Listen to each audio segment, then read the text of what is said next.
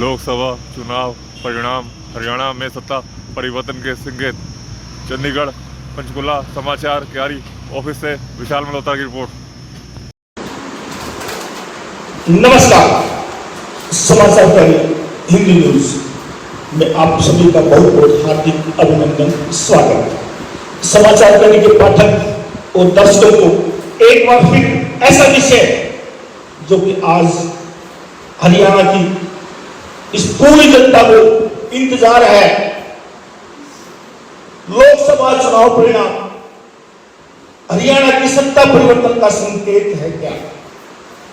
आज हम इस पर चर्चा करेंगे। लोकसभा चुनाव परिणाम आपके सामने है, क्या आया है? 10 में से 5 सीट भाजपा की, 5 सीट आम आदमी और कांग्रेस की। अब मात्र 110 दिन के बाद हरियाणा में विधानसभा चुनाव हमारे सामने है। हम ये कह सकते हैं कि विधानसभा चुनाव तो समझो आ ही करे।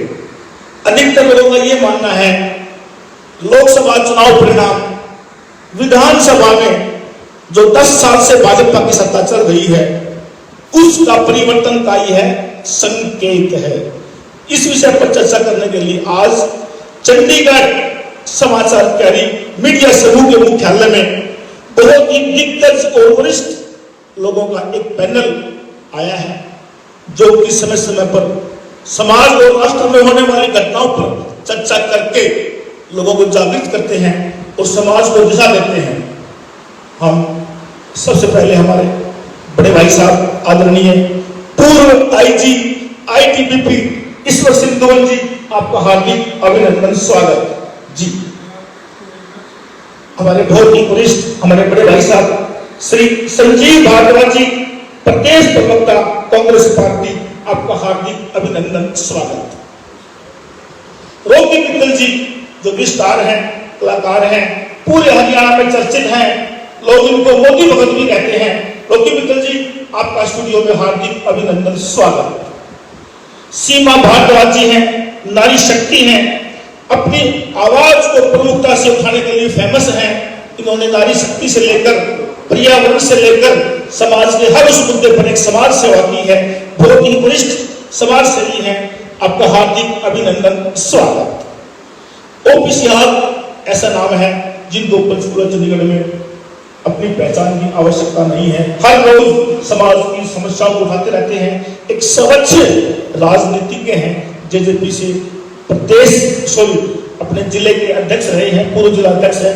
बड़े भाई साहब, आपका हार्दिक अभिनंदन, स्वागत। एडवोकेट पूनम आर्य जी जो कि जाट समाज की पंचकुला की अध्यक्ष हैं, समाज में अपनी बात को प्रमुखता से उठाती हैं, आपका हार्दिक अभिनंदन, स्वागत। विकास मल्होत्रा जी वरिष्ठ पत्रकार हैं, पंचकुला से पत्रकार हैं, ये भी अपनी पत्रकारिता में अच्छा कार्य करते हैं, हर रोज समस्याओं को उजागर करके समाज में एक अच्छा कार्य करते हैं। अब सबसे अंतिम में मैं एक ऐसा नाम बताऊंगा, बेलू राव। ये नाम मैं लास्ट में क्यों लिया है क्योंकि हमारे हर कार्यक्रम आते हैं, हमारे बहुत नजदीक समाज में सुबह 9 बजे से लेकर शाम के 6 बजे तक हर नारी शक्ति के या पंचकुला चंडीगढ़ में होने वाले हर इवेंट में इनकी अहम भूमिका रहती है। निसंदेह यह किसी पार्टी से जुड़ नहीं सकती क्योंकि इनके अंदर एक स्वतंत्र नारी है, नारी की पीड़ाएं हैं। इन्होंने हर मंच पर उस पीड़ा को जो इस देश की आधी आबादी है उठाने में कोई कोर कसर नहीं रखी है, आपका हार्दिक अभिनंदन, स्वागत जी। अब हम आज की इस चर्चा को प्रारंभ करते हैं। आदरणीय बड़े भाई साहब संजीव भारद्वाज जी, आप राजनीति के बहुत प्रमुख खिलाड़ी हैं। निसंदेह है आपकी जिज्ञा पर सरस्वती भी है और आपकी भविष्यवाणियां ठीक भी मिलती हैं। अब हरियाणा में लोकसभा चुनाव में 10 में से 5 सीट भाजपा को मिली है, 5 सीट कांग्रेस और आम आदमी गठबंधन को मिली है। तो क्या यह जो निर्णय आया है आने वाले विधानसभा चुनाव का भविष्य तय करते हैं? जी, सबसे पहले तो राजेश जी आपका धन्यवाद कि आपने मुझे इस डिबेट में शामिल किया। जहाँ तक आपके इस क्वेश्चन का सवाल है, वो तो आप भी जानते हैं, मैं भी जानता हूँ, पूरा देश जानता है कि हमारी हरियाणा प्रदेश की जनता इतनी जागरूक है कि वो अपने पैमाने पर, अपने तोड़ मोल के हिसाब से डे टू डे हर एक पार्टी की वर्किंग को देखती रहती है। आप देखें कि पूरे देश के अंदर और हमारे हरियाणा प्रदेश के अंदर ये इलेक्शन पार्टीज ने कम लड़ा है, पब्लिक ने, लोगों ने अपना आंकलन करके ज्यादा लड़ा है। पहला इसका आपके क्वेश्चन का आंसर। दूसरा, हम लोग जो कांग्रेस में हैं, आजादी से पहले भी, आजादी के लिए संघर्ष करते हुए भी आज तक एक विचारधारा के अंदर रह के हमने पब्लिक के मुद्दे उठाए हैं, काम किए हैं। तो उसमें इलेक्शन से पहले मैं थोड़ा सा अपने आप को दूर रखूंगा ये इस तरह की भविष्यवाणी करने के लिए कि भाई आगे क्या होगा, क्या होगा। आजकल डे टू डे की वर्किंग जो है उसको हर व्यक्ति, प्रदेश का हर व्यक्ति बड़े बारीकी से हर रोज देखता है, समझता है।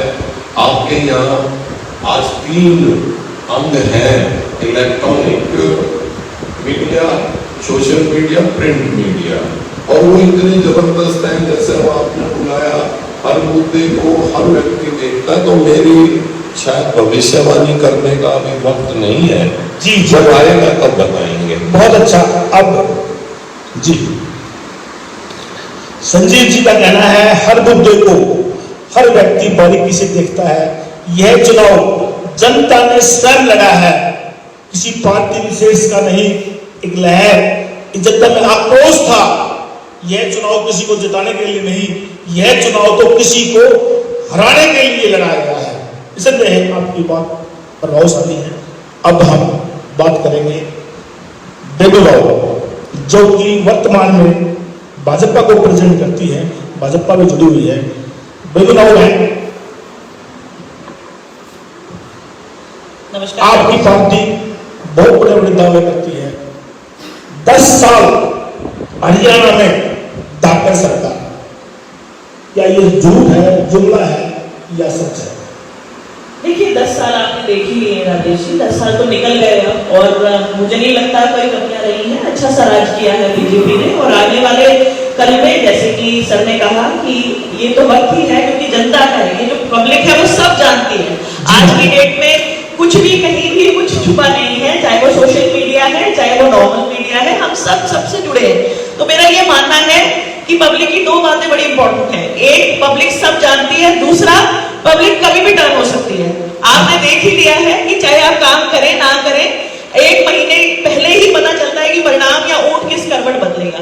तो ये कहना कि काम नहीं हुआ है, ये गलत है। हाँ, काम 10 साल में बहुत किया है और आगे भी करेंगे अगर मौका मिलेगा।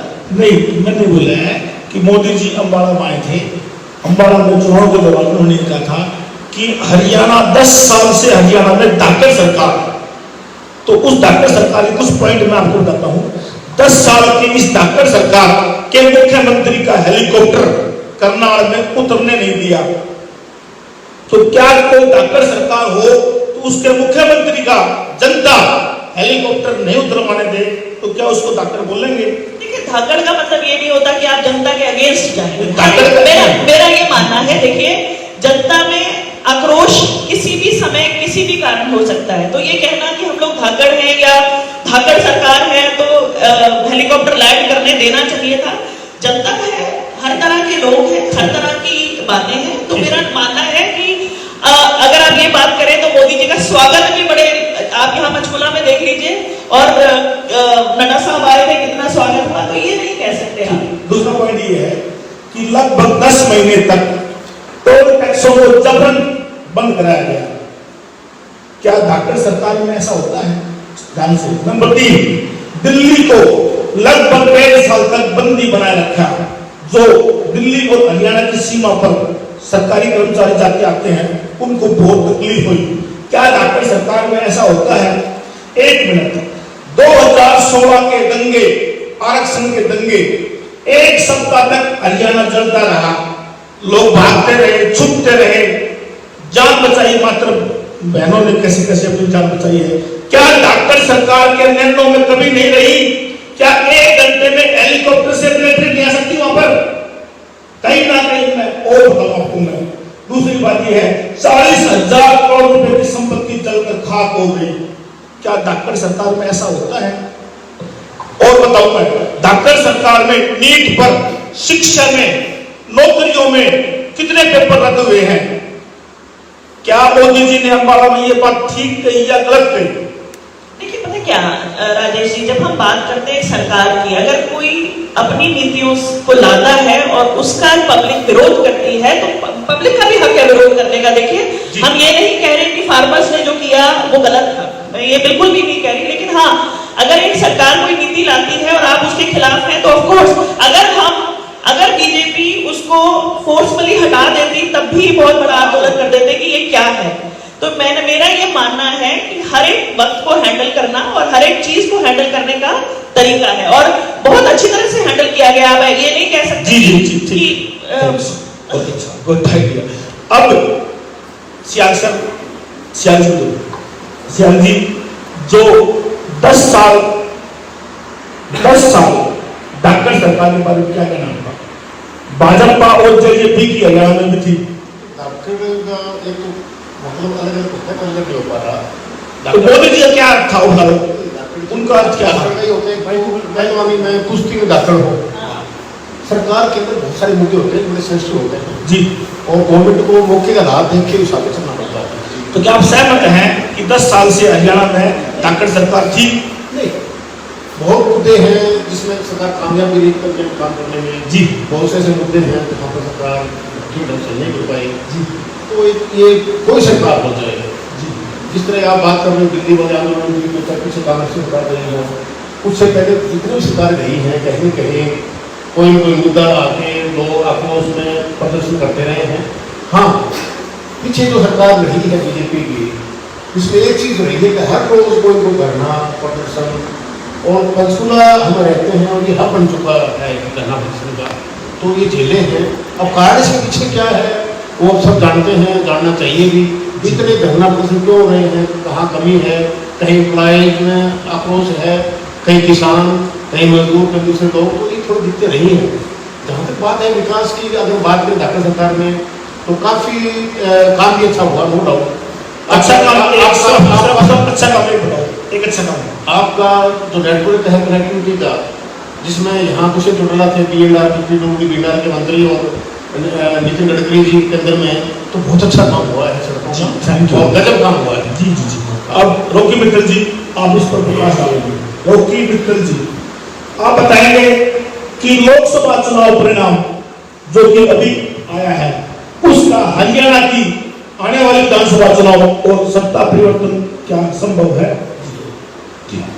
देखो मैंने ना कैथन के आपको काफी चैनल के आपको मैं लिंक दे सकता हूँ जी, पानीपत है समाचार, एक कुलवंत जी है उसके दे सकता हूँ।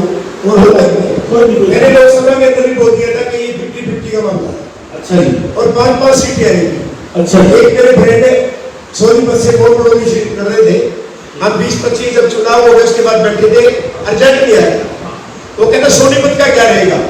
मैंने बोला 5-5 सीटें आ गई तुम्हारी, अब सोनीपत से आती है कि नहीं आती है मुझे नहीं, और 5-5 ही है। तो आप तो पूरा भविष्य वक्ता हो, आपने सही बताया। और अब आप ये बताओ हरियाणा में अब विधानसभा चुनाव में उसी पे आ रहा हूं। हरियाणा में विधानसभा का चुनाव है, भाजपा और कांग्रेस के बीच में आमने सामने की फाइट होगी। अब की बात आम आदमी शामिल है, बात तो सुनो जी, मेरे को बोलने दो। आम आदमी शामिल है, इसलिए वो करूँ है आम आदमी को मेन फाइट हो सकता है, आदमी का समझौता हो जाए, वो तो गर्व की बात है, ठीक है। लेकिन जो हमने सामने की मेन फाइट है दोनों के अंदर, ठीक है, और दोनों पार्टियां गलतफहमी का शिकार न रहे कि हमारी सरकार है।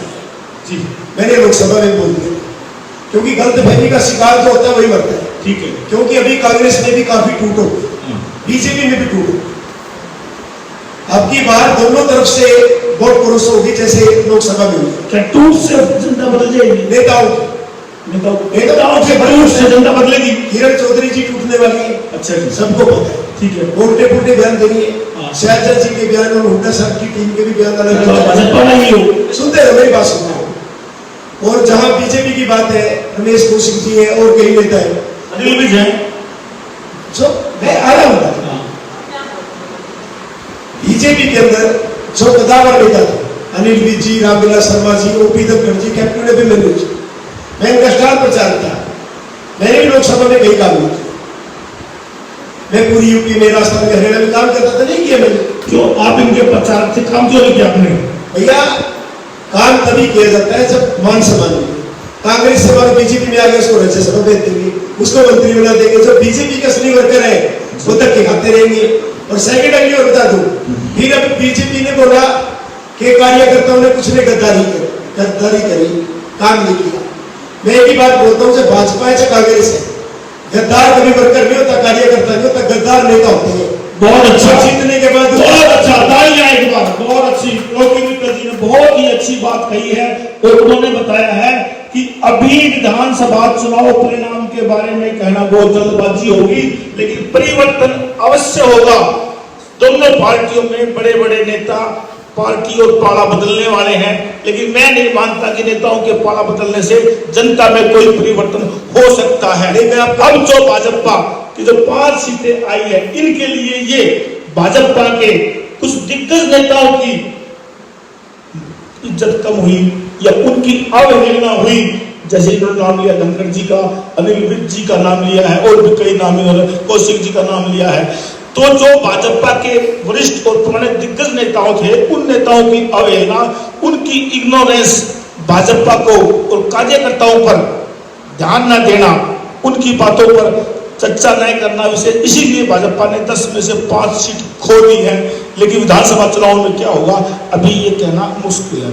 अब आदरणीय बड़े भाई साहब, एक मिनट एक बात बोलूंगा सिर्फ, आप उसके बाद जी जी करते रहना जी। अभी पंजाब से हमारे कांग्रेस में एक व्यक्ति आया, रवनीत बिट्टू। आप जो आपने बोला हमारी कांग्रेस में, अरे हमारी भाजपा, अच्छा कांग्रेस से ठीक, कांग्रेस से बीजेपी ने आप भाजपा में हो? मेरी बात सुनो, मैं हूँ अभी तक कार्यकर्ता बीजेपी का, जी, जी। लेकिन मैं न्यूट्रल हूँ। मैं कब कह रहा हूँ कि किसी पार्टी का नहीं हूँ। ठीक। मैंने अभी तक पार्टी नहीं छोड़ी। जी जी जी उसको मंत्री बना दिया। जी। जो 40-50 साल से काम कर रहे थे पंजाब के अंदर, उनके दिलों पे क्या बीती है। बहुत अच्छा, सच बात है ये। अब उसको राज्यसभा में भेजेंगे। भाजपा नेता इंपोर्ट करने की पुरानी आदत है, 10 साल पहले से चलती आ रही है। अब आदरणीय ईश्वर सिंह धवन जी, बड़े भाई साहब, आप फोर्स में रहे हैं, निसंदेह आप पर गर्व है, अभी देश की शान है, आपने अपने कार्यकाल में बहुत अच्छे कार्य किए हैं। अब आपको राजनीति पे सोचना होगा और चिंतन करना होगा और इस समाज को दिशा देनी होगी। अब आप बताएंगे क्या लोकसभा चुनाव परिणाम आने वाले सत्ता परिवर्तन के संकेत हैं? देखिए, डेमोक्रेसी में जो गवर्नमेंट होती है, जो लोग चाहते हैं वैसी गवर्नमेंट बनती है जी, और जो लोगों के पसंद का काम सरकार करती है उसका एक रिजल्ट जो है इलेक्शन के रूप में आता है। जी, इसमें कोई शक नहीं है कि पिछले 10 सालों से जो बीजेपी ने काम किए हैं उसमें काफ़ी काम बहुत अच्छे हुए हैं जी, लेकिन समाज का बड़ा तबका, खासतौर पे जो रूरल बेल्ट है, जी, काफ़ी बड़ा अपोजिशन है। हाँ जी, और मैं समझता हूँ कि जो रूरल के लोग हैं, जो गाँव के लोग हैं, जिसमें किसान, मजदूर और बाकी जो गवर्नमेंट एम्प्लॉइज हैं, उनको पूरी तरह से संतुष्ट जवाब मुझे सरकार नहीं दे पाई। जी जी जी, जिसकी वजह से जो अपोजिशन पार्टी है उसको अपनी ऑर्गेनाइजेशन बनाने की भी आवश्यकता नहीं पड़ेगी और वो इनकी 5 सीटों को लेकर चलेगी। और जबकि ये इलेक्शन था प्रधानमंत्री का, अभी जो इलेक्शन है जो लोगों की रोजी रोटी और जो लोगों के दिनचर्या पे इफेक्ट डालता है, वो इलेक्शन होने वाला है और इस इलेक्शन की दशा और दिशा जो है वो अलग होगी। बहुत अच्छा है। तो ये मैं समझता हूँ। और जी, जो सरकार के पास अभी 100 दिन के लगभग हैं और जिस तरह से सरकार अभी निर्णय ले रही है, जी। लोक लुभावन निर्णय ले रही है, हाँ जी। तो उसमें कितना ये सरकार कामयाब हो पाती है और कितने लोगों को जोड़ पाती है, ये नई क्या सरकार आपको लगता है कि 10 साल का कार्यकाल कम था भाजपा के पास जो 100 दिन में कर देगी? हाँ, शायद इसी वजह से जो है एक एंटी इनकम्बेंसी था जी। और इसी वजह से पार्टी ने सीएम को बदलने की आवश्यकता समझी। तो उसको कोई फायदा नहीं हुआ। फायदा देखो, चुनाव से ठीक पहले सीएम का बदलना भाजपा के लिए हानिकारक साबित हुआ। हाँ, वो डिसीजन किस टाइम लिया वो एक निर्भर करता है। कई जगह ये डॉक्टर साहब मुझे ऐसा लगता है जैसे भाजपा ग्राउंड लेवल से हटके और हवाई बातों ज्यादा की इन्होंने, अपने जो कार्यकर्ता थे, आम जनमानस था, उसके दुख दर्द को छोड़ के शायद ज्यादा अपर लेवल पर चले। तो मैं समझता हूँ अगर बीजेपी ने अपनी जो है सरकार बचानी है, जी। इनकी सेंटर में भी सरकार है, अगर 2 इंजन की सरकार लानी है तो उनको जो बेसिक गाँव के मुद्दे हैं जी। उन मुद्दों को समझना होगा। खास तौर पे शिक्षा में इतनी डिस्पैरिटीज हैं, गांव में स्कूल्स में टीचर्स नहीं है, ये टीचर्स की रिक्रूटमेंट नहीं कर पा रहे। बहुत अच्छा तुरंत साहब का कहना है कि भाजपा के 10 साल के कार्यकाल में शहर और गांव के बीच खाई बहुत बढ़ गई है। शिक्षा गांव में कम है, स्वास्थ्य गांव में कम है, शहरों में शिक्षा और स्वास्थ्य बढ़ा दिए गए हैं। यदि भाजपा सरकार शिक्षा और स्वास्थ्य गांव तक पहुंचा दे और इस बीच की खाई खत्म कर देगी तो आने वाले समय में हरियाणा में भाजपा सरकार आ सकती है। धन्यवाद आपका। अब हम बहुत देर से हमारी आदरणीय सीमा भारद्वाज जी जो कि बहुत ही प्रखर प्रवक्ता है, जी आप बताएंगे, बड़े सवाल से भी है। हाँ जी, आपका बहुत बहुत धन्यवाद। आपने हमें यहाँ इस मंच पे बुलाया। जी धन्यवाद, स्वागत आपका। हाँ, अभी मैं सवाल नहीं पूछा आपसे, मैं पूछो रुको। मैं पहले आपकी बात का जो अब तक चल रही है उसका जवाब देती हूँ। धाकड़ सरकार, ये धाकड़ सरकार कम, धक्के की सरकार ज्यादा थी। जी जी। ठीक है ना, ये धक्का मार की सरकार ज्यादा थी।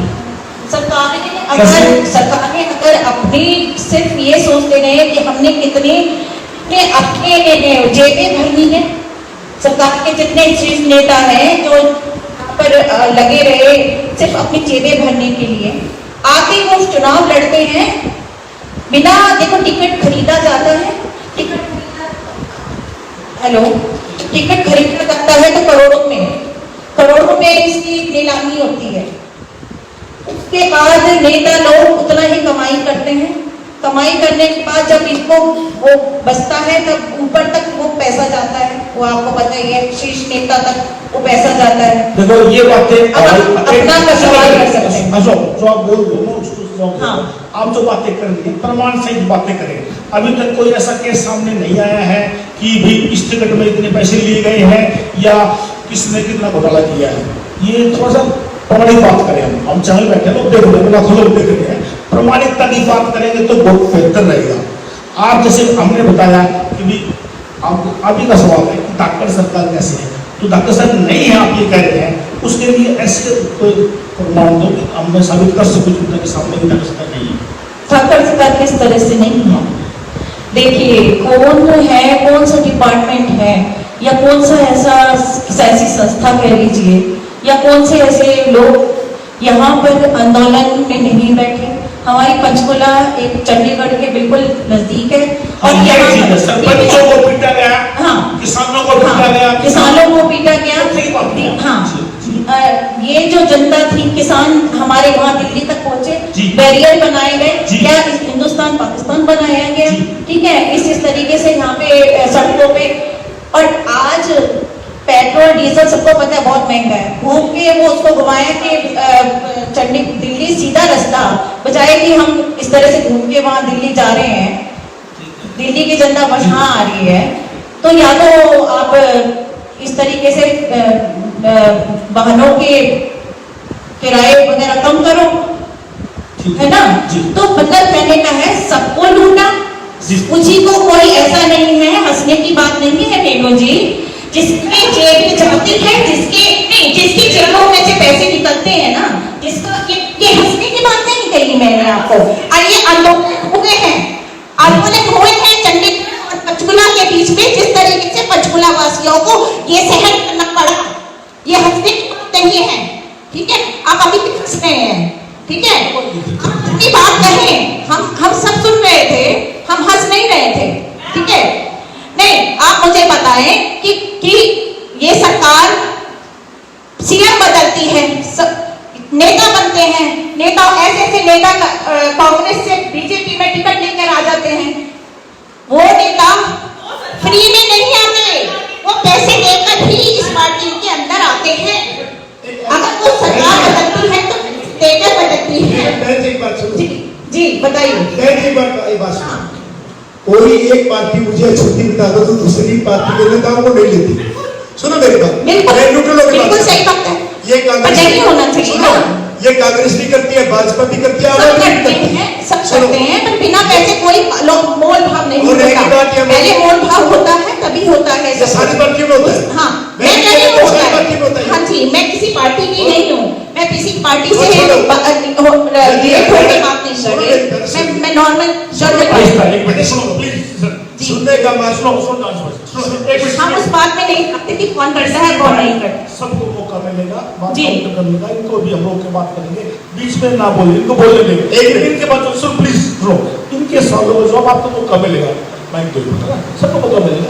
आप कहते हैं जो रिक्वेस्ट है जी, उनको नीचे पे डालें, हम समाज की बात कर रहे हैं, बिल्कुल, हम यहाँ किसी का प्रतिनिधित्व नहीं कर रहे हैं जी। मेरी बात सुनिए, 5 सीटें बीजेपी की आई, 5 महागठबंधन की आई, इंडिया गठबंधन की आई, 5 सीटें बीजेपी की आई, बिल्कुल सही बात है। अभी तक जो चुनाव था वो मोदी को लाने के लिए या मोदी लोगों के लिए था, लेकिन अभी जब विधानसभा के चुनाव होंगे पिक्चर बिल्कुल अलग होगी। आप देख लीजिएगा कैंडिडेट्स, किन कैंडिडेट्स को ये लेकर आते हैं, सभी पार्टियों के नेता किस कैंडिडेट्स को लेकर आते हैं, कैंडिडेट्स देखे जाएंगे, आप लिख के रख लीजिए, कैंडिडेट्स देखे जाएंगे, जो कैंडिडेट्स अब जिन्होंने काम किया है वही कैंडिडेट जीतेंगे। अब पब्लिक समझ चुकी है, सब पब्लिक बिल्कुल ज्ञानी बन चुकी है। आप ये बताएं जी, क्या हरियाणा विधानसभा में सत्ता परिवर्तन होगा या नहीं? सत्ता परिवर्तन बिल्कुल होगा जी, बहुत अच्छा। इसकी वजह क्या है? परिवर्तन तो देखो चाहते हैं, पब्लिक हर 10 साल के बाद में परिवर्तन चाहती है, क्योंकि 10 साल बहुत होते हैं समझने के लिए, जानने के लिए किसी भी पार्टी को, ठीक है। अगर अब परिवर्तन नहीं हुआ तो ये समझ लें कि ये परिवर्तन आगे कितने टाइम और रुकेगा, ये पब्लिक भी समझना चाहिए। बहुत अच्छा श्रीमती जी, आपने कमाल की बात की है। परिवर्तन तो होगा, अगर परिवर्तन नहीं होगा तो बहुत समय तक नहीं होगा। वेरी गुड, ठीक है। अब हमारे बीच एडवोकेट पूनम आर्य जी हैं। पूनम जी आप, जी हाँ, ये समाज सेवी हैं, जाट समाज के पंचकुला से अध्यक्ष हैं और समय समय पर अपनी बातें मीडिया के माध्यम से जनता को चलाने के लिए करते रहते हैं। पूनम जी, 10 साल हरियाणा में धाकड़ सरकार, आपको क्या कहना है? मेरा मानना है कि धाकड़ तो थी, धाकड़ का मतलब कई सारे धाकड़ के मीनिंग कई हो सकते हैं, मतलब फोर्स से करना, जैसे फोर्स जो मोदी जी ने कहा है अंबाला की रैली में चुनाव में कि 10 साल से हरियाणा में धाकड़ सरकार, उस धाकड़ का आप क्या अर्थ लेती है? धाकड़ का मेरे मानने मैं उस अर्थ की बात कर रहा हूं जो आप समझते हैं। धाकड़ का मोदी का मुझे नहीं पता, मोदी जी का वो किस वे में कह रहे थे, लेकिन मैं अपने वे में कह सकती हूँ कि अपनी फोर्सफुली अपनी नीति, अपनी रणनीति, अपनी वो चलाना, उसको धाकड़, जैसे किसानों के साथ में किया, उनको एंटरप्रेन्योर करने दिया गया, वो धाकड़ ही तो था, एक तरह से धाकड़ ही लोग जिस तरीके से मतलब लड़कियों को, हमारे खिलाड़ियों को फोर्सफुली इस तरीके से उनको उठाया गया, वो भी एक तरह से धाकड़ वाली बात थी। बेरोजगारी लगा लो या फिर मतलब कॉर्पोरेट का साथ देना, धाकड़ सरकार ही ऐसा काम कर सकती है और नहीं कर सकती। वेरी गुड, ठीक है जी। अब हमारे बड़े भाई आदरणीय संजीव भारद्वाज जी अब माइक ले लेंगे। जो लोकसभा चुनाव परिणाम हुए हैं उनके हिसाब से 46 सीट कांग्रेस आम आदमी गठबंधन की है और 44 सीट भाजपा को मिली है, तो आने वाला समय क्या बताता है? राजेश जी, सबसे पहले जो ये आपने प्रधानमंत्री जी के द्वारा कहा रखा हुआ वर्ड धाकड़ सरकार। धाकड़ सरकार है। जी। मैं व्यक्तिगत तौर पे ये मानता हूँ, जो मेरा धाकड़ वर्ड से मीनिंग में लेता हूँ, जी, वाकई धाकड़ सरकार थी कि भाई अपने आप किसी से पैसे ले लें, किसी से तो कोई और चाल लें। उस आदमी की एक सिंपल स्टेटमेंट है जी, सिंपल स्टेटमेंट पे सिटिंग चीफ मिनिस्टर को अंदर करते हैं, वाकई धाकड़ थे जी। अब दूसरी बात लें, पूरा देश जहां जहां इनका राज है, हर स्टेट कर्जों में कम से कम 20-20 गुना इजाफा हो गया, वाकई धाकड़ है। कोई 700 किसान सड़क पर अपनी जान देते हो, उसी वक्त 10-20 अपने दोस्तों के लाखों करोड़ के कर्जे माफ हो रहे हो और किसानों के हजारों ना माफ हो रहे हो, वाकई धाकड़ सरकार थी। मैं ऐसे 50 एग्जाम्पल दे सकता हूँ, समय का अभाव होने की वजह से मैंने ये एग्जाम्पल दिया। वाकई धाकड़ सरकार थी। आज तक आजादी के बाद किसी ने भी टेम्पू पे, रिक्शा पे राम के पोस्टर लगा के, राम के झंडे लगा के कभी अपने राजनीतिक स्वार्थ को हल करने का कभी भी कोशिश नहीं की जी। और धाकड़ सरकार थी कि साइकिलों पे, रिक्शाओं पे, टेम्पुओं पे भगवान राम के झंडे लगा के वोट मांग रहे थे, अपना राजनीतिक स्वार्थ हल कर रहे थे। आज तक कोरोना की वैक्सीन को, कोरोना के इंजेक्शन को बगैर पूरी टेस्टिंग के सड़क पर उतार दिया और उनसे इतना पैसा लिया, एक नंबर का पैसा तो सामने आ ही गया, जो ये बात में सुप्रीम कोर्ट ने निर्णय दिया जी। उसमें आप देखें, कोई एक्सरसाइज कर रहा है तो वो मर रहा है, कोई सैर कर रहा है तो वो मर रहा है। वाकई धाकड़ सरकार की। मैं अपने व्यक्तिगत जी, अब प्रधानमंत्री जी ने किस विषय में और क्या सोच के इस शब्द का प्रयोग करा है मैं नहीं जानता, लेकिन मैं अंत में एक ही लाइन कहूंगा, जब भी इनका मुद्दा, चाहे वो स्टेट का हो चाहे वो सेंट्रल का हो, सत्ता को हथियाने के अलावा साम दाम दंड भेद, किसी को अंदर करना है कर दो जी, किसी को दूसरी पार्टी से वक्त में तोड़ के इलेक्शन लड़वाना लड़वा दो जी जी जी। कोई निर्णय नहीं, कोई किसी की सुनना नहीं। आज ये कहते हैं कि भाई 2-2 रुपए, आपने भी कहा, किरण जी कुछ बोल रही हैं, चंद्र जी कुछ बोल रहे हैं, हुड्डा साहब कुछ बोल रहे हैं। ये 75 साल से भी ज्यादा 100 साल की पार्टी है, इसमें तो चलो एक प्लेटफॉर्म पर रह के बोल रहे हैं। क्या आरएसएस नहीं बोल रही? क्या बीजेपी में? मैं और मेरी गारंटी, इसके अलावा तीसरे आदमी की कहां जगह है, तीसरे की विचारधारा कहां रखी है। तो मैं ये मानता हूं कि प्रधानमंत्री जी जो शब्द बोलते हैं, वाकई प्रधानमंत्री जी भी धाकड़ है और प्रधानमंत्री जी की सोच भी धाकड़ है, और जो लोगों के ऊपर बातें थोपी जा रही हैं, उसका निर्णय तो लोगों ने लिया है। हम आप कोई कयास लगाए रहे, बहुत अच्छा, कोई सोच डेवलप कर रहे, उसके कोई मायने नहीं है। इलेक्शन आएगा और इलेक्शन में जो लोगों ने निर्णय लिया है वो हमें भी मान्य होगा और शायद धाकड़ प्रधानमंत्री जी को भी मान्य। बहुत अच्छा, धाकड़ प्रधानमंत्री जी को भी सबक सिखाना जनता जानती है जी। अब हमारे बीच हमारे बड़े भाई केसी भारद्वाज जी अभी आए हैं, आपका हार्दिक अभिनंदन, स्वागत जी। केसी भारद्वाज जी, आप इस उम्र में भी यंग हैं और सिविल समाज सेवा कर रहे हैं, आपके जज्बे को सलाम है, आपका हार्दिक अभिनंदन, स्वागत है। आप ये बताएंगे कि हरियाणा में धाकड़ सरकार चल रही है 10 साल से या कैसी सरकार है? राजेश जी, आपका बहुत बहुत धन्यवाद जी। ये वर्ड जो धाकड़ वर्ड है, हाँ जी, ये हरियाणा प्रदेश में आमतौर पर इस्तेमाल किया जाता है जी। इसका अर्थ अब आने वाले चुनाव में, जहाँ तक मेरा अनुभव कहता है, आने वाले चुनाव में हरियाणा प्रदेश की जनता जी, इसका सही मानों में वो कहते हैं ना, हरियाणा की जनता को लाठी का रखेगा। इस बार ऐसा तो नहीं काटेंगे कि धाकड़ कहीं दूर जाना नहीं पाओगा।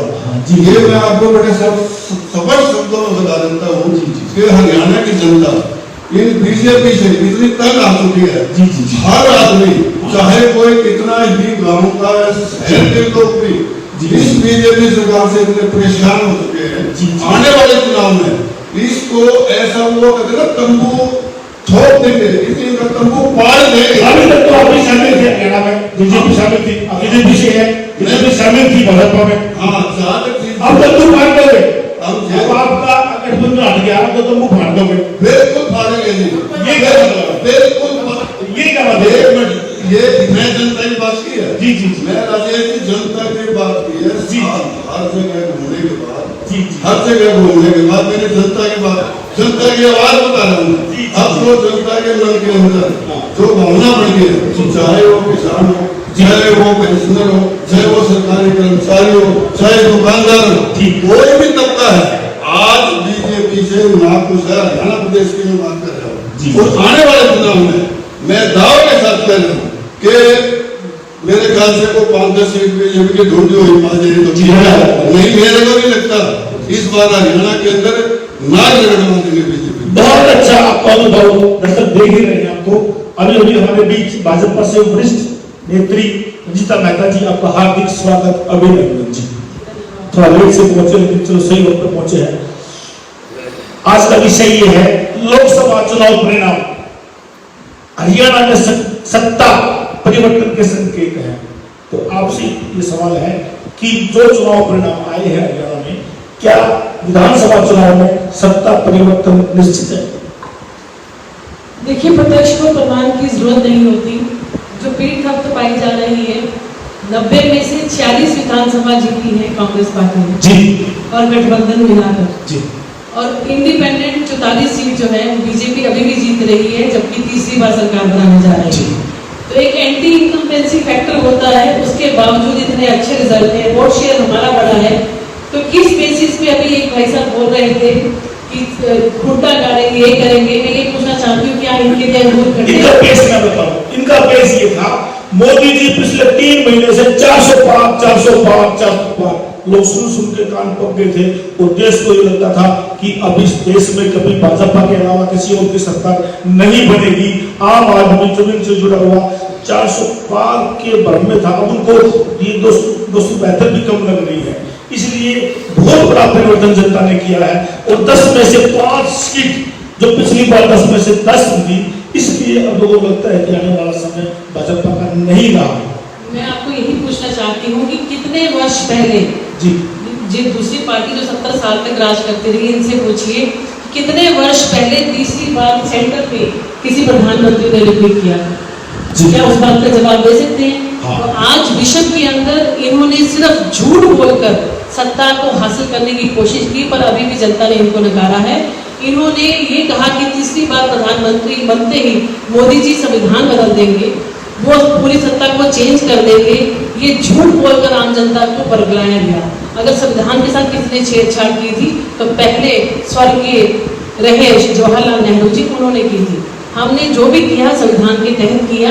किस तरीके से हरियाणा में बंदरबांट होती थी, किस तरीके से नौकरियों की मंडी लगाई जाती थी, किस तरीके से यहाँ पर नौकरियां बेची जाती थी, किस तरीके से यहाँ पर व्यापारियों को तंग किया जाता जी हाँ, इन सब था। आपके इन सब अच्छे कार्य करने के बावजूद सरकार ने आपको 5 सीट दी और 44 सीट दी। सरकार ने आपके भाजपा के द्वारा किए गए सारे कार्य नकार दिए। जनता ने भाजपा के द्वारा किए गए सभी कार्यों का फल 10 में से 5 सीट के रूप में दिया है। इसीलिए सवाल उठता है कि आने वाला समय क्या हरियाणा में सत्ता परिवर्तन के लिए निश्चित हो गया? अपना आपसे सवाल पूछता हूँ जी, आगे बढ़ते हैं। अंबाला मोदी जी आए थे, मोदी जी ने चुनाव की रैली में बड़ा तेजी के साथ हरियाणवी स्टाइल में, जो लोग बोलते हैं 10 साल से हरियाणा में धाकड़ सरकार, तो आप बताएंगे कि हरियाणा में भाजपा सरकार, जबकि 10 साल की जो घटनाएं हैं मैं बताता हूं एक बार। सबसे पहली घटना भाजपा के कार्यकाल हरियाणा में 2016 में आरक्षण का आंदोलन हुआ। 1 सप्ताह तक हरियाणा जलता रहा, डॉक्टर सरकार सोती रही, बहन बेटियां छुप छुप के अपनी इज्जत बचाती रही, दिन का जोड़कर व्यापार सेट करने वाले लोग बर्बाद हो गए, तबाह हो गए। डॉक्टर सरकार सोती रही। क्या मिलिट्री के द्वारा 1 घंटे में मिलिट्री पहुंच के कंट्रोल नहीं कर सकती थी? डॉक्टर सरकार के कमजोर फैसले में उस एक सप्ताह हरियाणा में 40,000 करोड़ की संपत्ति को जलाकर नाश कर दिया गया। दिल्ली हरियाणा के क्षेत्र में लगभग 1 साल से ज्यादा समय बंदी रही। आने जाने वाले लोगों को बहुत तकलीफ रही। 10 महीने तक टोल टैक्स जबरन खुलवाए, बंद कराए गए। वो टैक्स भी जनता के ऊपर पड़ रहा है। डॉक्टर सरकार के मुख्यमंत्री का हेलीकॉप्टर नहीं उतरने दिया जाता है। डॉक्टर सरकार के मंत्रियों को गांव में घुसने नहीं दिया जाता है। डॉक्टर सरकार के मंत्री भाजपा के गांव में आ नहीं सकते हैं। भाजपा के कार्य की क्षेत्र जो ऑफिस बनाया गया था उसकी नींव उखाड़ कर फेंक दी जाती है। क्या डॉक्टर सरकार है? इस डॉक्टर सरकार ने हरियाणा के हर ब्लॉक, हर जिले लेवल में अपने 5 स्टार ऑफिस बनाए, जबकि किसानों के लिए आज भी गोदाम नहीं बनाए गए। आज भी 2 रुपए किलो टमाटर बिकता है, आलू बिकता है फसल के समय पर। किसान आज भी रो रहे हैं। तो क्या हम कह सकते हैं, जनता कह सकती है हरियाणा में 10 साल से डॉक्टर सरकार थी? जी राजेश जी, मुझे ये लगता है कि प्रयोजित तरीके से ही घेरा जा रहा है, प्रयोजित जी, तरीके से सच बोल रहा है। मेरी बात सुनिए, जी, जी, जी। आप ठाकर सरकार की बात कर रहे हैं। जी। जितना षड्यंत्र विपक्ष ने किया उसके बावजूद स्मूथली सरकार चलाने का काम ठाकर सरकार ने मेरी किया। बहन सुन, प्रयोजित तरीके से मुझे जवाब देने दीजिए। विपक्ष का काम सत्ता पाने के लिए है। ये विपक्ष हमारे लोकतंत्र में 100 होता है। ये कहना चाहती हूँ जो विपक्ष में होता है वो सत्ता पाने के लिए हर हथकंडा अपनाता है कि वो किसान नहीं, वो प्रयोजित पैसे देकर विपक्ष द्वारा बिठाए गए। चाहे वो विपक्ष था, आज जो रोहतक जला था, चाहे वो विपक्ष था, थी बात की जनता। बोलने नहीं दे रहे, फिर जवाब बोलेंगे, मैं भी बीच में बोलूंगी। जी, बोलो। अब आपने बोला है तो सुनिए भी, जवाब सुनिए। मैं एक बात आपसे पूछना चाहती हूँ कि जब ये चीजें प्रयोजित तरीके से कराई जा रही थी तो क्या आम जनता को समझ में नहीं आ रहा था कि ये कांग्रेस के लोग और षड्यंत्रकारी लोग करवा रहे हैं? जनता समझ में आया तभी तो फांसी दी है। ये बात आपको, ये तो वोट शेयर हमारा बड़ा है। आप 5 सीटों की बात कर रहे हैं, परसेंटेज ऑफ वोट शेयर बताइए। हमारा वोट शेयर बड़ा है। मैं आपसे ये पूछना चाहती हूँ कि 3 बार रोकी जी, आपकी बारी आएगी, आपसे भी पूछेंगे, चिंता मत कीजिए। जरूर धाकड़ सरकार ने बिना पर्ची, बिना खर्ची के लोगों को नौकरी देने का काम किया है। इस धाकड़ सरकार ने पारदर्शिता के साथ जितने सरकार चलाई है, एक भी तोहमत, एक भी तिनका आप हमारे जो मनोहर खट्टर जी मुख्यमंत्री रहे हैं उनके ऊपर नहीं उठा सकते। पहले के लोग किस तरीके से बोले हमारे किसानों की जमीन, कांग्रेस सरकार में मनमोहन सिंह थे, व्यापारियों को ईमानदार प्रधानमंत्री ने कुछ नहीं किया। ऐसा ईमानदार किस काम का जवाब नहीं सुनना चाहते, आप जवाब नहीं सुनना चाहते। आप लगातार आपने 10 सवाल किए, 10 सवालों का जवाब तो देने दीजिए ना, उसके बाद आप और सवाल कीजिए। मनमोहन सिंह क्या थे, कठपुतली थे, सबको पता है। मनोहर लाल खट्टर जी ने जो फैसले किए वो स्वयं किए, सरकार चलाई वो स्वयं की, वो किसी की कठपुतली बन के काम नहीं कर रहे थे। आज मुख्यमंत्री की छवि अगर पूरे हिंदुस्तान में कोई ऐसा पहला मुख्यमंत्री है जिस पर एक भी दाग नहीं है, एक भी तिनके का कोई सवाल नहीं है, तो वो मनोहर लाल खट्टर है। जिस तरीके से पारदर्शिता से सरकार चलाई गई, जिस तरीके से आप किसानों की बात कर रहे हैं, इस बार उनके आलू 2 रुपए किलो बिक रहा है, टमाटर 1 रुपए किलो बिक रहा है, ये कांग्रेस के टाइम पे होता था। आज उनकी मंडियों में जाके भाव पूछिए कि उनको सीधा उनके अकाउंटों में 6-6 हजार कौन सी सरकार डाल रही है। आज उनके लिए जगह जगह पे गोदाम किसने बनवाए हैं, आज कोल्ड स्टोरेज की सुविधाएं उनको कौन दे रहा है। एप्पल मंडी की अभी लेटेस्ट जो है उद्घाटन होने जा रहा है, जहां पर वो अपना व्यापार कर सकते हैं। ऐसी कौन सी चीज है जो भारतीय जनता पार्टी की सरकार ने नहीं दी? मैं ये पूछना चाहती हूँ। अभी इन्होंने ये कहा कि लूट हो रही थी, सूट हो रही थी, किस चीज की लूट सूट हुई है? तो कितने स्कैम, कितने घोटाले कांग्रेस के टाइम पे थे, आप लोग गिनते थक जाते थे, उंगलियां खत्म नहीं होती थी। आज मुझे ये बताइए कि कौन सा घोटाला हमारी सरकार ने किया, कौन सा गोदाम हमने नहीं बनाया, कौन सा किसानों को लूटने का काम किया, कौन सा हमने लोगों की भोले वालों की जमीनों लेकर जो है व्यापारियों को देकर उसमें CIU करके पैसे कमाने का काम किया, कौन सा हमने भाई केजरीवाल का काम किया। पूरी हरियाणा एक हरियाणवी का नारा लेते हुए हर चारों तरफ विकास हुआ है और विकास करने का काम भारतीय जनता पार्टी की सरकार ने किया है। हाँ, मैं मानती हूँ कि सीटें हमारी 10 से 5 आई हैं, पर मैं आपको बता सकती हूँ कि 10 साल की जो एंटी इनकम टैक्स होती है उसके बावजूद भी हमारे रिजल्ट बेटर है। जो लोगों को झूठ बोलकर बदलाया गया था कि आपका संविधान खत्म कर देंगे, आपका संविधान चेंज कर देंगे, उसको हम लोग जनता को बताने का काम करेंगे कि वो झूठ फ्रेम में ना आए और तीसरी बार जो है फिर से भाजपा की सरकार लगाना। बहुत बहुत हार्दिक शुभकामनाएं।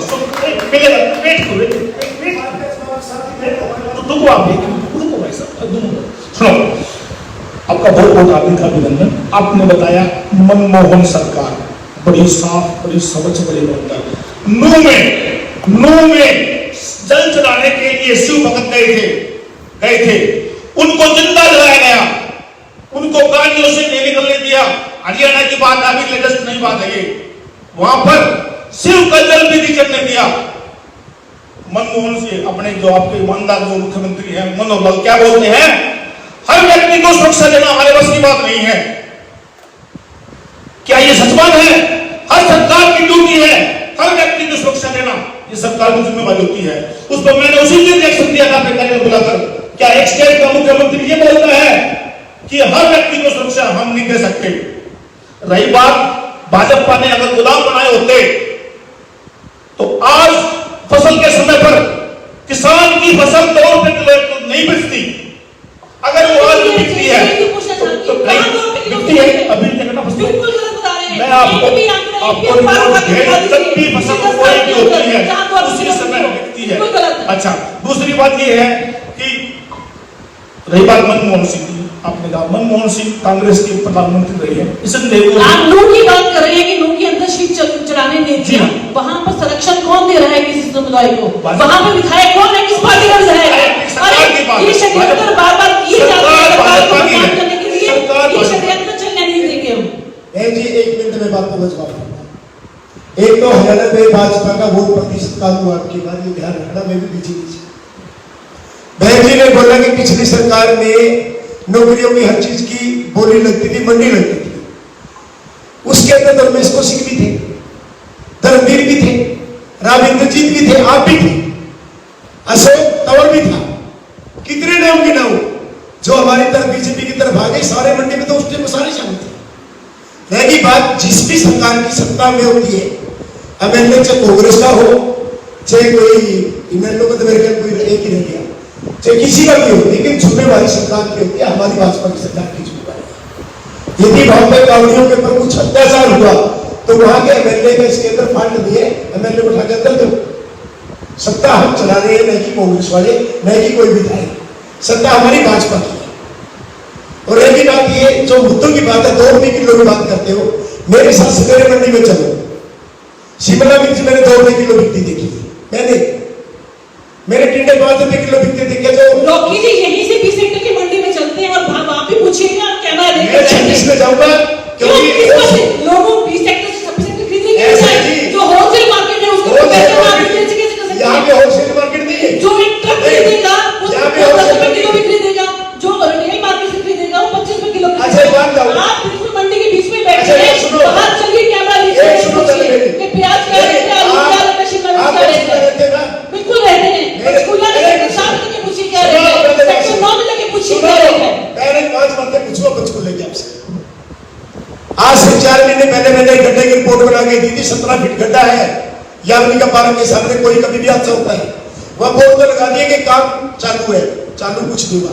सेकंड क्या कभी आपको नहीं पता 4 महीने से चालू लगी हुई थी, मैंने सुना, आपको नहीं पता कोड ऑफ कंडक्ट लगा हुआ था, कोड ऑफ कंडक्ट तो 3 तारीख को होता है, कोड ऑफ कंडक्ट तो 3 तारीख को हुआ था, 3 तारीख को सावन के अंधेरे को रोकी थी, हरा हरा नजर आता है। आप अपने आप को भाजपा ही बताते हैं, आप अपने आप को भाजपा बताते हैं, नहीं आप भाजपा ही अपने आप को बताते हैं। गड्ढा अगर था तो आपको पता है 4 सीटा लगी हुई थी तो गड्ढा कैसे ठीक हो जाता? चल गाय बात अभी तो पकड़ दो, निकाय वाला कितनी गौशालाएं बना दी, तो पहले जो सड़कों पे गड्ढे खाती थी, सस्ती खाती थी, आप अरे आपको अरे जी सावन के अंदर को हरा हरा नजर आता है, आप उस बात को प्रूव कर रहे हैं। आप जितनी गौशालाएं यहाँ पे बनाई गई है, जगह जगह पे गौशालाएं खुलती है, गौ माता का सेवा हो रही है। आप जाके कितनी गौशाला, आप जाके गौशालों की अरे कितना बुरा हाल है, गंदे की ठोकरें खा रही है। आप जब आगे देखो बोलने वाला सामने, आप इतना बोलते हो, बोलना मुझे भी आता है, आपसे बेटर आता है, ये कोई तरीका बात करने का? पहले मेरी बात सुन लो, 5 बातें फिर जवाब देना। कुत्तों की यहाँ भरमार है, सफाई व्यवस्था सर बनाई हुई है, जगह जगह गड्ढे हैं। आप बस स्टैंड का करो, सड़क देखो आगे की, उसकी क्या हालत है। अरे ये बोलो कि ठीक करेंगे, जी ये बोलो भाई बहस करो, ठीक है एक सेकंड। आपका तो हो सकता है कि बचपन में कांग्रेस में बीता हो, रोकी मित्र का मोदी योगी की पाठशाला बीता है, जी जी जी आप मेरे को नहीं जा सकते। बहुत अच्छा। मैं मोदी योगी की सब पार्टी भाई साहब सुनो, किसी बीजी बातें नहीं करना, सब पार्टियां बदल रहे हो, भाजपा का राजनीति का हिस्सा है, राजनीति का ये हिस्सा है, पार्टियां बदलना कोई बड़ी बात नहीं है। आज यहाँ पे वहां पे कल वहां पे, इस बातों से नहीं है, बात है सेवक की।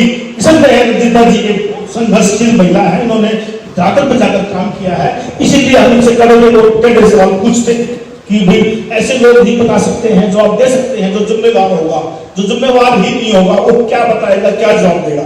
इतने टेढ़े कठिन सवाल जो कि बहुत हाई लेवल की बातें ही आज हम रंजीता जी पूछे हैं, ये हमारे ऑफिस में आए हैं, उसी व्यक्ति से पूछ सकते हैं जो इनका जवाब देने के काबिल है और उत्तरदायी है। ये प्रदेश प्रवक्ता है भाजपा की, संजय है, तब से ये भाजपा में है, इन्होंने निष्ठा से काम किया है। अब हम आपसे एक सवाल सर पूछेंगे कि आपने बोला तीसरी बार हरियाणा में, जैसे केंद्र में रिपीट हुई है भाजपा की सरकार, हरियाणा में रिपीट हो रही है, तो हालांकि सब काम आपने गिनवा दिए हैं, लेकिन मैं ये मानता हूं जैसे पिछली बार 10 में से 10 सीट आपकी आई थी, उसके बावजूद आपको 40 सीट मिली थी विधानसभा में।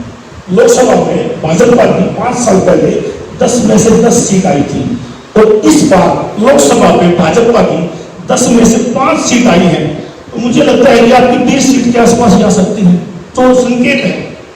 मैं आपको यही बताना चाहती हूँ कि फ्यूचर एलिगेशंस करके कि क्या होगा कैसे होगा, मैंने आपको बताया कि इस बार जो 5 सीटें कांग्रेस ने जीती हैं वो झूठ बोलकर जीती हैं।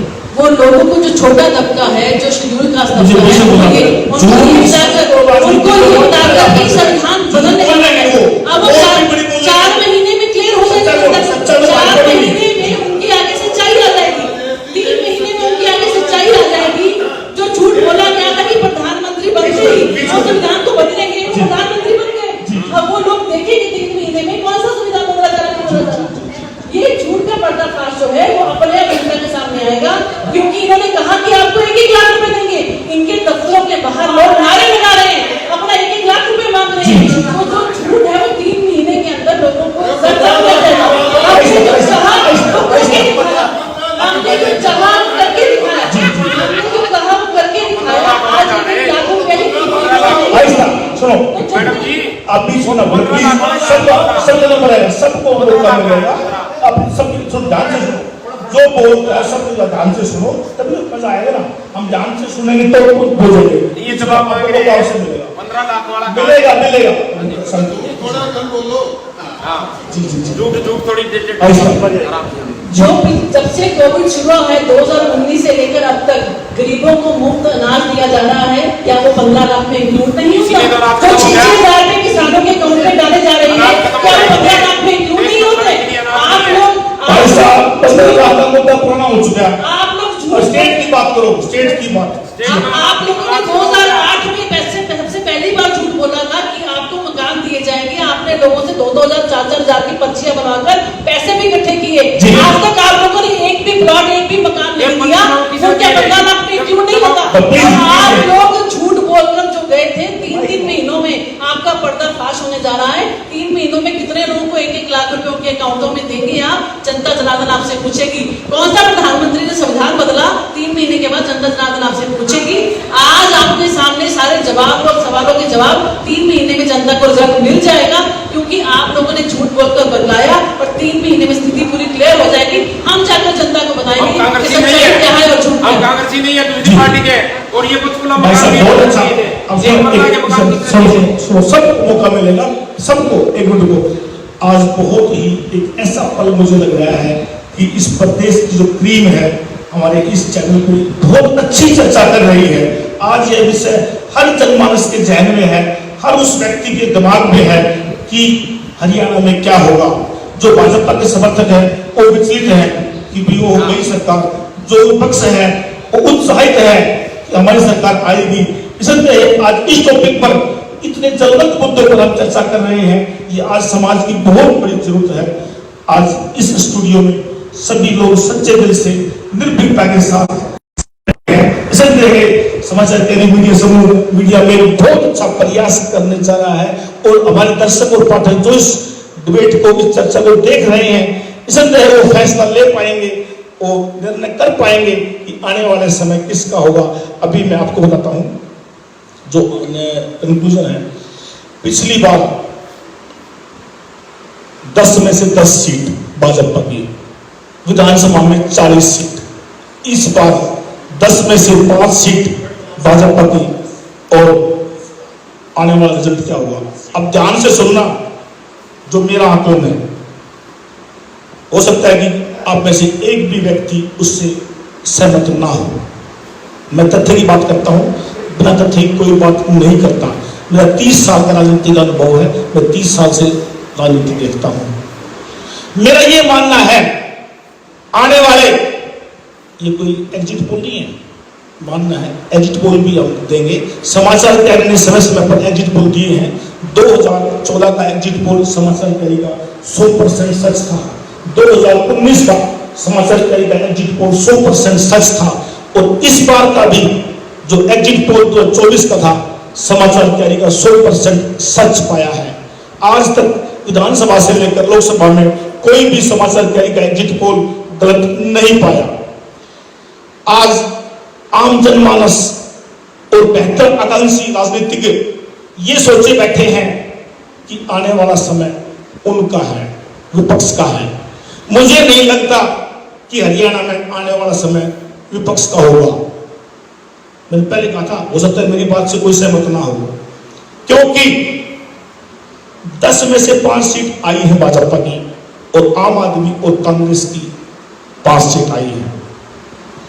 इससे हम यह नहीं कह सकते कि विधानसभा चुनाव में भाजपा परास्त हो जाएगी। भाजपा का एक अपना वोट बैंक है, वो कभी हिलता नहीं। कुछ वोटर हैं जो फ्लक्चुएट्स होते हैं, आते हैं जाते हैं। भाजपा इतनी कमजोर नहीं होगी जितनी हम समझ बैठे हैं या हम समझ रहे हैं। मेरा यह मानना है भाजपा के साथ कोई सहयोगी दल मिलाकर भाजपा के साथ सहयोगी दल बदल सकता है। जेजेपी ना होकर कोई और दल हो सकता है और शायद भाजपा तीसरी बार हरियाणा में सरकार बनाने में सफल हो सकती है। लेकिन अगर जैसे इस लोकसभा चुनाव में विपक्ष इकट्ठा हो गया था, भूपेंद्र सिंह हुड्डा को लोगों ने बड़ा माना था, अगर जेजेपी इनेलो भूपेंद्र सिंह हुड्डा एक ही वर्ग से, हरियाणा में वोट का आधार जातिवादी है। मैं खुलकर चल बोल रहा हूं, हरियाणा में पोलिंग का बेस, पंचकुला का काउंट मत करवाओ, पंचकुला छोड़ दो, 89 जो सीट है, 89 सीटों पर सिर्फ और सिर्फ जातिवादी के आधार पर पोलिंग होता है, जो कि लोकसभा में भी हुआ था। अगर एक विशेष वर्ग इकट्ठा हो गया, ज्वाइंट हो गया, तो दूसरा जो वर्ग है वो ज्वाइंट हो जाएगा। बताओ सर, ये अगले बताऊंगा आपको मैं, ये अभी नहीं लाइव हो जाएगा। हाँ तो हाँ बताऊंगा, इसके लिए अलग मैं लिखा था आपको तो मैंने ही प्रिंट किया था अपने अखबार में, या तो सहमत हूं उससे मैं, ये आज का विषय नहीं है, इसको फिर रखेंगे हम। हाँ, अगर आने वाली विधानसभा चुनाव में हुड्डा साहब की तरह, जिस तरह भूपेंद्र हुड्डा ने अब उसके नेतृत्व में इकट्ठा हुआ है, आगे इकट्ठा हो गया तो भाजपा के लिए समस्याएं पैदा हो सकती है। हाँ, दूसरी बात यह है भाजपा के लिए आसान नहीं होगा, बहुत ही मुश्किल कठिन दौर होगा। किसी भी पार्टी को खुश होने की जरूरत नहीं है। संघर्ष करके इन 3 महीने के अंदर जो अपने आप को साबित कर पाएगा। भाजपा को तो 10 साल दे दिए गए हैं, 10 साल कम नहीं होते। किसी को विकास करने के लिए 10 साल बहुत होते हैं। 10 साल के बाद भी कोई बोलता है मुझे और चाहिए, तो वो भी ठीक नहीं है। ऐसे भूपेंद्र सिंह हुड्डा 10 साल पहले ले चुके हैं। अब दुष्यंत चौटाला है, युवा है, उसको समय नहीं मिला है। अगर लोग सच्चे दिल सोचेंगे, दुष्यंत चौटाला ने अपने 4.5 साल के कार्यकाल में भाजपा के साथ मिलकर जो कार्य किए हैं, उनका अगर वर्णन किया जाए, बताया जाए, विचार किया जाए, तो निसंदेह एक ये लंबे विषय हो जाएंगे। आज की डिबेट में सब लोग बोल भी हो सकते हैं। मेरा ये कंक्लूजन है कि 110 दिन के बाद जो हरियाणा में विधानसभा के चुनाव हैं, किसी भी पार्टी के लिए खुश होने वाले नहीं है। सबको संघर्ष करके, अति संघर्ष करके परिणाम मिलेंगे। आप सबका बहुत बहुत धन्यवाद, आभार। निसंदेह आपने आकर अपने विचारों से इस डिबेट, इस चर्चा, इस विषय को बहुत ही रोमांचक, उच्च स्तरीय बनाया है। जो भी इस चर्चा को देखेगा वह निर्णय पर अवश्य पहुंचेगा। आप सभी का बहुत बहुत हार्दिक अभिनंदन, स्वागत है। जो आपका अंदाज है, मुश्किलों से भागना आसान होता है, हर पहलू जिंदगी का इम्तिहान होता है। डरने वालों को कुछ नहीं मिलता यहाँ पर लड़ने वालों के कदमों में जहां होता है। जी बहुत बहुत हार्दिक शुभकामनाओं के साथ आपका सभी का अभिनंदन, स्वागत।